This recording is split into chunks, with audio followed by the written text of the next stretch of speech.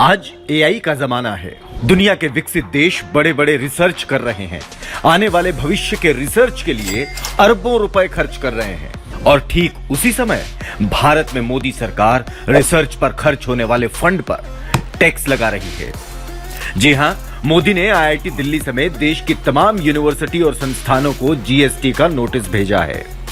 2017 से 2022 तक जितना भी फंड रिसर्च के नाम पर जारी हुआ है, उसका जीएसटी फाइन समेत भरने के लिए ये नोटिस भेजे गए हैं और करीब 220 करोड़ रुपए उगाही करने की तैयारी कर ली है।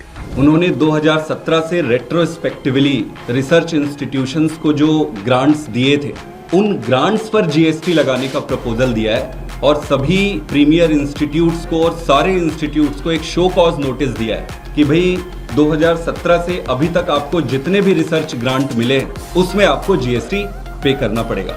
लगभग 220 करोड़ के आसपास की जीएसटी का इन्होंने डिमांड किया है, जिसमें प्रीमियर इंस्टीट्यूट्स जैसे कि आईआईटी दिल्ली भी शामिल है। ये देश ही नहीं, पूरी दुनिया के इतिहास में ये पहली बार हो रहा है। रिसर्च पर यह टैक्स टेररिज्म शर्मनाक तो है ही, चिंता का भी विषय है।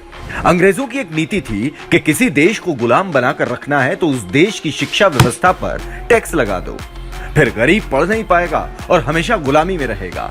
आज देश में मोदी सरकार की भी अंग्रेजों की यही नीति चल रही है। जिस रिसर्च के दम पर कोई भी देश विकास के रास्ते खोलता है, उसी रिसर्च पर मोदी लूट के रास्ते खोल रहे हैं। एक तो रिसर्च के नाम पर पैसा आता नहीं, और आता है तो उस पर भी मोदी सरकार ने अपनी गिद्ध दृष्टि गड़ा ली है। अपने अमीर दोस्तों पर लाखों रुपए उड़ाकर अब शिक्षा के नाम पर आने वाले पैसे को भी लूटना चाहती है मोदी सरकार।